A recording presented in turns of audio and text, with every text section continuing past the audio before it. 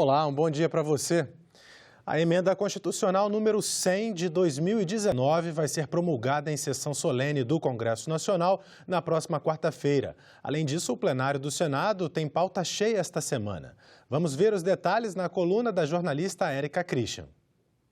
O destaque da semana serão as 10 medidas de combate à corrupção. Entre elas, a criminalização do Caixa 2 de campanha, o aumento das penas para os crimes de corrupção e a punição para integrantes do Poder Judiciário e do Ministério Público por abuso de autoridade. Se aprovado pela Comissão de Constituição e Justiça na quarta-feira, o projeto poderá ser votado ainda nesta semana pelo plenário do Senado.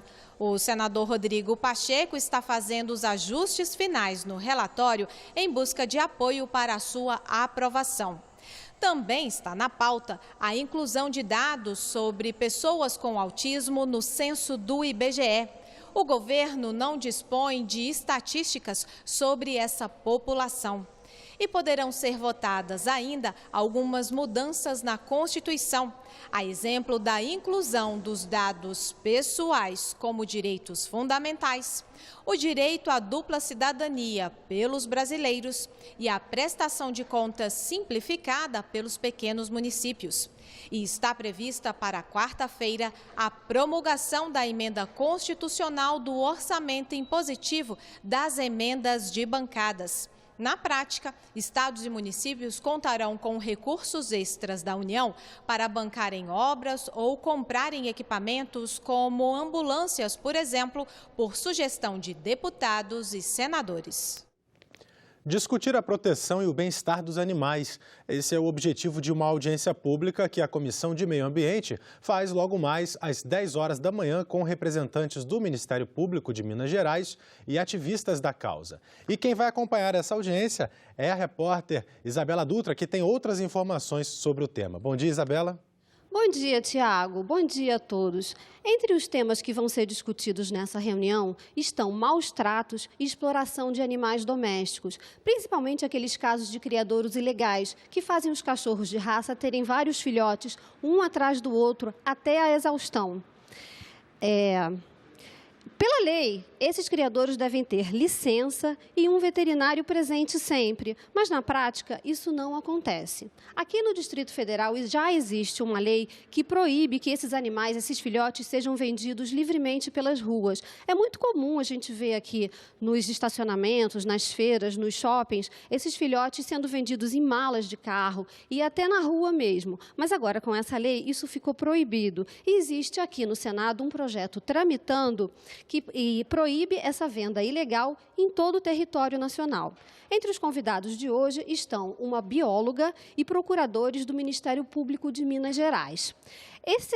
Esse debate, Tiago, faz parte do projeto Junho Verde, que são vários debates sobre temas ambientais que estão aproveitando a data do mês internacional do meio ambiente, que é junho. Qualquer pessoa pode participar, é super fácil, é só entrar no portal do Senado e digitar senado.leg.br/e-cidadania. Ou então, você pode participar também pelo telefone do Alô Senado, 0800 61 22 11. Tiago. Obrigado, Isabela, pelas informações. E agora a gente confere o que está programado em outras comissões do Senado. Às 9 horas, na Comissão de Direitos Humanos, vai ser realizada a audiência pública sobre o descarte e a reciclagem do lixo eletrônico. Às 10 horas, na Comissão de Assuntos Econômicos, o debate vai ser sobre a dívida pública e seus desdobramentos na economia brasileira. Já na Comissão de Constituição e Justiça, o tema vai ser a regulamentação da profissão de leiloeiro público oficial. E na Comissão de Relações Exteriores, os impactos de reformas da Previdência Social na economia global. Às 11 horas, na Comissão de Educação, Cultura e Esporte, está na pauta projeto sobre destinação de 50% das vagas ociosas nas universidades federais públicas e também nas instituições federais de ensino técnico de nível médio para os estudantes de baixa renda. E na Comissão de Infraestrutura foi convidado o ministro da área, Tarcísio Gomes de Freitas, para falar sobre a concessão de ferrovias e de rodovias. À 1h30 da tarde, outra reunião da Comissão de Direitos Humanos. uma audiência pública sobre o projeto de lei que pretende revogar a lei da alienação parental. E na Comissão de Constituição e Justiça, também outra reunião, desta vez deliberativa, senadores avaliam indicações para o Conselho Nacional do Ministério Público. Os senadores aprovaram na última semana a derrubada do decreto do presidente Jair Bolsonaro, que flexibiliza a posse e o porte de armas no Brasil. O assunto repercutiu no plenário nesta segunda-feira. O decreto editado em maio concede porte de armas a 20 categorias profissionais e aumenta de 50 para 5 mil o número de munições que se pode comprar anualmente. Na última semana, o Senado rejeitou o texto, mas a anulação definitiva depende da aprovação da Câmara dos Deputados. No plenário, o assunto gerou debate entre os senadores. O Estado ele não é onipresente. Ele não está na sua residência, na minha, nem da população como um todo. E a população, nós, principalmente pais de família e as mães de família, tem o direito de proteger a vida, a sua própria vida, que é o bem maior, a vida da sua família e o seu patrimônio. Eu entendi que o governo não está mandando ninguém comprar arma, não está determinando a ninguém comprar absolutamente nenhum tipo de arma. Eu, por exemplo, nunca usei, não tenho pretensão de usar, a minha cultura não envolve arma.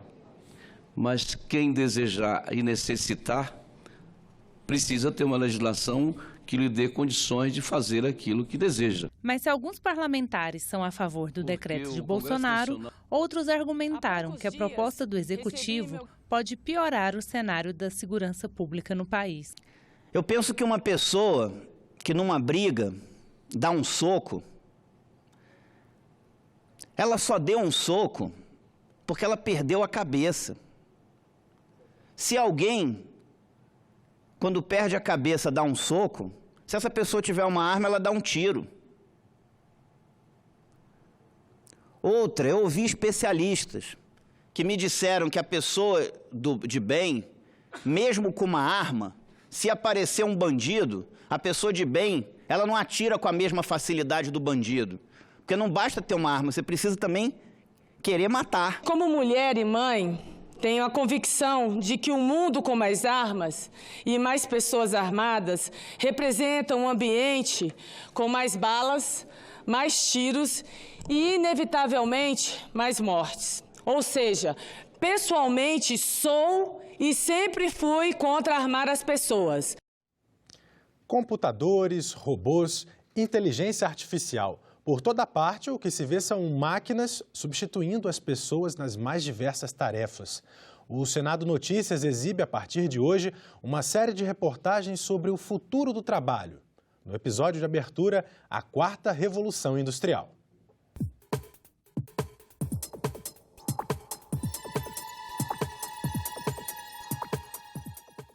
O mundo passa por uma grande transformação. Ciência e tecnologia permitiram avanços inimagináveis. Comunicações, transportes, entretenimento, enfim, a vida mudou e está mudando numa velocidade impressionante. Diante desse cenário, qual será o futuro do trabalho? Num país às voltas com reforma na Previdência Social, nova legislação laboral e 13 milhões de desempregados, parece urgente discutir o futuro do trabalho. Em plena 4ª Revolução Industrial, os empregos somem, as ocupações são temporárias, sem estabilidade. A automação e a informatização avançam. A mão de obra, como assim a conhecemos, torna-se mais e mais dispensável. Não estamos diante de uma circunstância, mas de um fato. E por trás de cada rosto, de cada cidadão, um personagem afetado de forma diferente por essas mudanças. Nós vamos ter uma mudança muito substantiva no mundo do trabalho. A gente está formando profissionais do futuro e muito provavelmente esses profissionais vão ter trabalho que a gente nem consegue imaginar. O relógio está se acabando. Se trocou o relógio por isto aqui. Ok, Google, o que é a 4ª Revolução Industrial? De acordo com Google Books, a quarta revolução industrial é diferente de tudo que a humanidade já experimentou.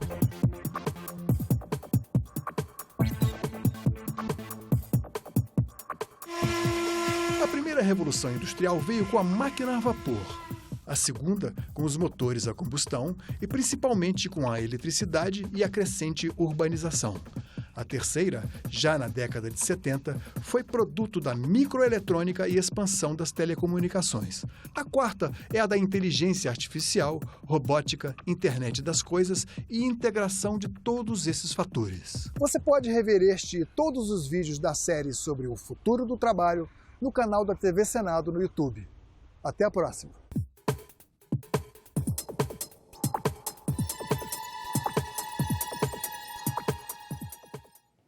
Para que o nosso corpo funcione, precisamos de glicose, que vem em parte do açúcar que ingerimos.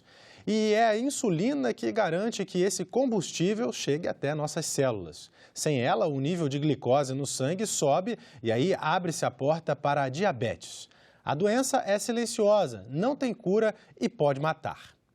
Apesar disso, muitos brasileiros desconhecem a gravidade e as consequências danosas da diabetes. Veja nesta reportagem especial relatos sobre o dia a dia de diabéticos e que o poder público pode fazer para ajudar no controle da doença.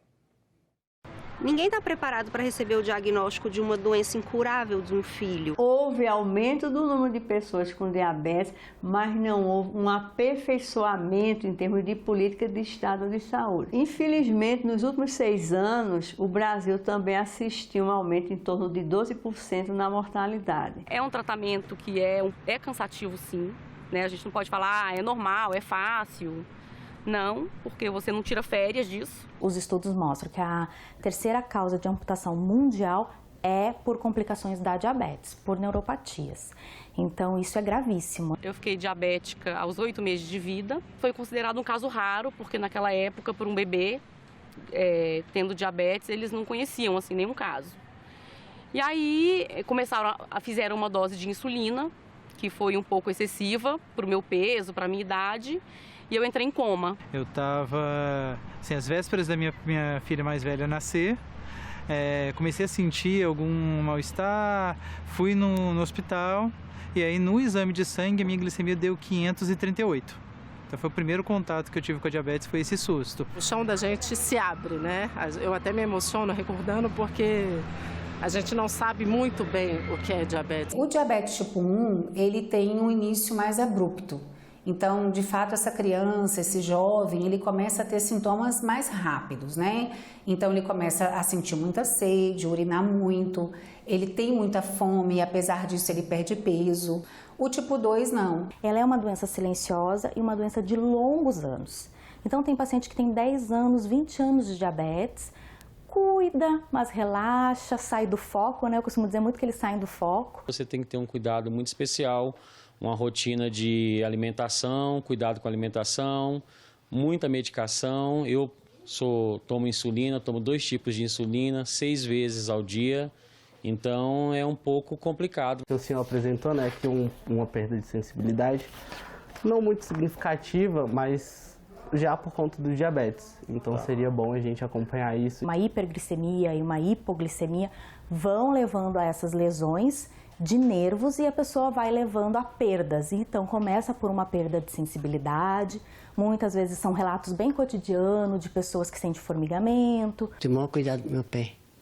Eu vou para a manicure, eu levo meu alicate. O aumento da glicose, ele vai lesar principalmente quais são os órgãos-alvo.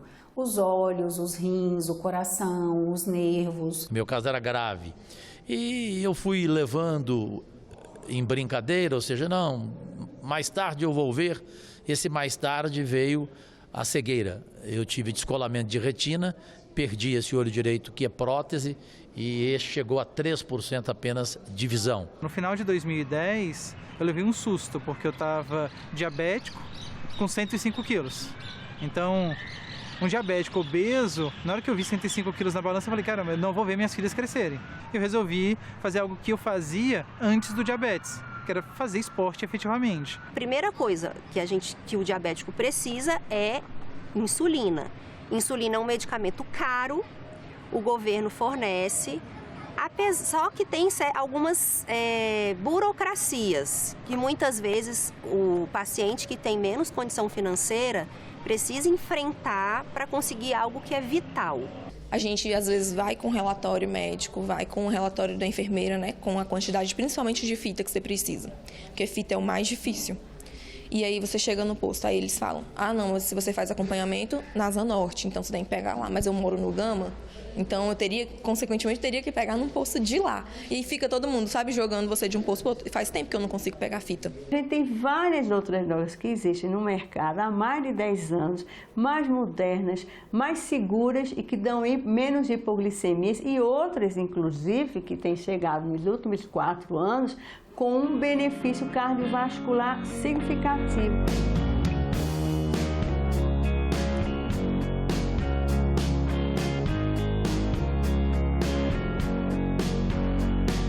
Milhares de pessoas poderão ter acesso à informação, poderão ter acesso ao tratamento, aquela picadinha simples da ponta do dedo que identifica uma glicemia, às vezes 150, 200, 300, que merece ser tratada imediatamente para que evitem o desenvolvimento da doença e até sobrecarreguem o SUS depois com doenças mais graves. Várias coisas são relevantes, né? Primeiro, os cuidados primários, a possibilidade de se fazer diagnóstico precoce, termos orientações. Segundo, a distribuição da informação para as pessoas e também aquelas ações no sentido de garantirem um tratamento contínuo. Agora nós esperamos o quê?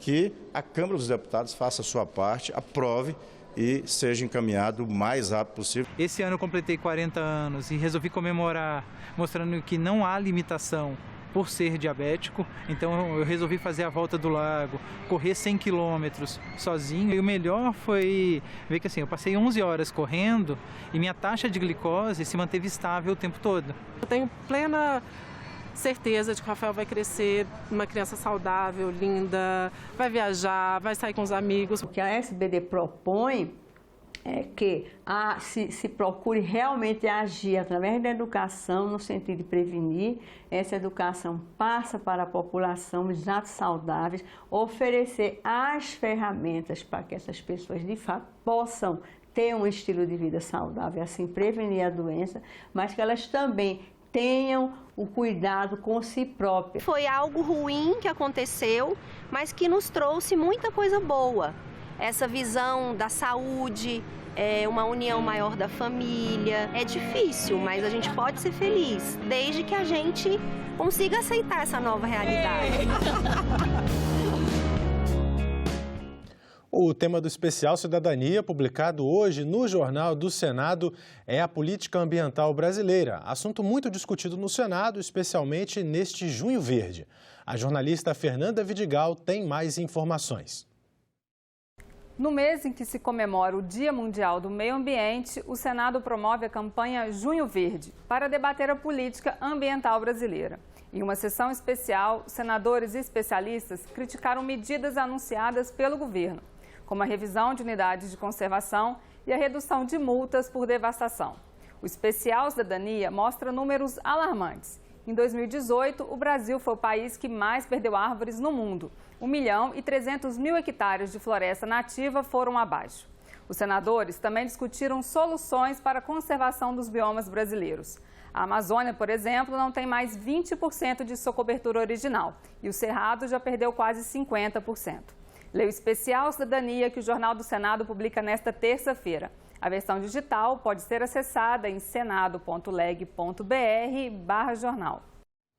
O decreto do presidente Jair Bolsonaro, que flexibiliza o porte de armas, foi derrubado pelos senadores em plenário e vai ser analisado agora pela Câmara dos Deputados. Para o senador veneziano Vital do Rego, o decreto é inconstitucional porque a matéria deveria ser analisada em projeto de lei e não por decreto. Ele conversa sobre o assunto com a jornalista Renata de Paula. O senhor apresentou um relatório contrário aos decretos do governo na Comissão de Constituição e Justiça, que se tornou o parecer da comissão e foi aprovado agora pelo plenário. Na prática, o que acontece a partir da aprovação do seu relatório? Na prática, nós vamos ficar na expectativa de como procederá a Câmara dos Deputados. o importante que se diga, até para que os nossos inúmeros telespectadores possam saber, e essa é a nossa obrigação, o nosso dever, é o de bem informar. E o que me chamou a atenção e o que tem me chamado a atenção nesses momentos mais agudos, onde há controvérsias em relação a objetos de alguns temas, é exatamente o que, para mim, dá-me a entender que há um trabalho por parte do governo de desinformar. Ou seja, em outras palavras, quando a Comissão de Constituição e Justiça acolheu o nosso voto em separado e quando o plenário do Senado votou com considerável vantagem, entendendo que os decretos extrapolavam e exorbitavam o poder, que é limitado constitucionalmente, muitas pessoas começavam a dizer, poxa, então eu vou perder caso tenha a sua posse, eu vou deixar de ter o porte de arma. Não, o que nós estamos dizendo é que o governo poderia discutir sobre esse assunto de que forma? Por meio de um processo legislativo ordinário e não de maneira inconstitucional, utilizando do decreto para alterar, praticamente revogar o Estatuto do Desarmamento. No debate com a lei ordinária, nós vamos ao mérito, e no mérito vamos saber para quem ou quem pode ter esse acesso, aí sim. Mas houve uma deliberada confusão. Hoje não era o mérito que estava em questão. Não é o mérito que está em questão. Né? Em que pese termos tido diversos companheiros que possam ter mergulhado e aprofundado sobre eles. Eu próprio, no mérito, tenho grandes resistências em relação a alguns daqueles segmentos, algumas daquelas categorias. O decreto, o último de maio de 2019, criava 20 segmentos, categorias, entidades que licenciosamente mesmo, porque a própria efetividade na demonstração de necessidade, ela já era presumida. Então, se você, até mesmo nós, imagine, os agentes políticos, todos eles que têm um mandato, do presidente da República até um vereador, e se você somar a todos no país, são mais de 80 mil, passariam a ter direito, caso o decreto permaneça, depende da Câmara, a ter o seu porte de armas. Profissionais jornalistas que fazem cobertura para a área policial, agentes públicos na inatividade teriam também, ou ainda tem, como você bem salientou, ainda estamos no aguardo do posicionamento da Câmara dos Deputados. Então há uma exorbitância, há uma extravagância, e eu sou daqueles, entre outros, que acredita que política pública na área de segurança não se faz armando licenciosamente a população, e sim com políticas onde o Estado faça uso daquilo que constitucionalmente é exigido. O poder de força está no Estado e não na demonstração de falência, porque é uma demonstração de falência, como se dissesse, olha, eu não vou me responsabilizar mais por nada, vou entregar a arma a ti e cuida da tua vida. E não é dessa forma que nós desejamos, não é dessa forma que a legislação maior assim prevê. A rejeição do projeto pelo plenário, ele se deu após horas de debate, né? Argumentos contrários, argumentos favoráveis. O senhor acredita que o resultado foi decidido no debate? Essa larga vantagem que houve pela rejeição do projeto? Claro que nós tivemos na Comissão de Constituição e Justiça foram 15 a 9. Já era um retrato, um extrato, mas naturalmente, por força do próprio trabalho que o governo fez, Nata, para você ter uma ideia, o presidente da República foi às suas redes sociais incitar. Eu próprio recebi provocações intimidatórias que desejavam levar-me a inibir-me diante da responsabilidade de valer-me convictamente dos fundamentos. Nós não estamos inventando, são fundamentos muito claros, muito evidentes de uma afronta à Constituição. Então, penso que muitos dos companheiros e companheiras chegaram ao plenário com as suas posições definidas, mas outros esperaram para ouvir no debate ou ter do debate algo que pudesse sensibilizá-los, suscetibilizá-los aos fundamentos. Vários senadores relataram ter recebido ameaças nas suas redes sociais, recebido ameaças nos seus telefones pessoais, das suas assessorias, né? Como é que o senhor avalia o impacto da estratégia de pressionar e até ameaçar os senadores no resultado dessa votação? Isso é deplorável, Renata. Mas o senhor acha que teve algum impacto? Não, eu não acredito. Eu não vi nenhum dos meus companheiros e de minhas companheiras suscetibilizarem-se diante dessas provocações. Nós fizemos menções ao gesto institucional do presidente de solidarizar-se e colocar à disposição os meios para tentar coibir isso. Mas a gente precisa assumir, ter a dignidade de saber que estamos representando uma sociedade que, através de pesquisas cientificamente aferidas, mostram que 73% da população não concorda. Nós, sociedade, que estamos temerosos, que vivemos angustiados em nossas casas, fora de nossas casas, mas mesmo assim, mesmo com esse apelo que há de que é preciso reagir, nós temos a ponderação, a prudência e responsabilidade de acreditar que existem outros meios mais eficientes do que você entregar armas licenciosamente a quem muitos destes não têm a habilidade para manuseá-las. Se você me entregar uma arma, um desastre ciclópico, tenho absoluta certeza disso. Além de tantos e tantos fatos, Renata, o entrevero que hoje no trânsito você ouve algum impropério de um lado a outro, pode ser resolvido agora à base do tiro, da arma. Feminicídios que hoje vêm assombrando a nós, imagine você com posse e porte de armas nas residências.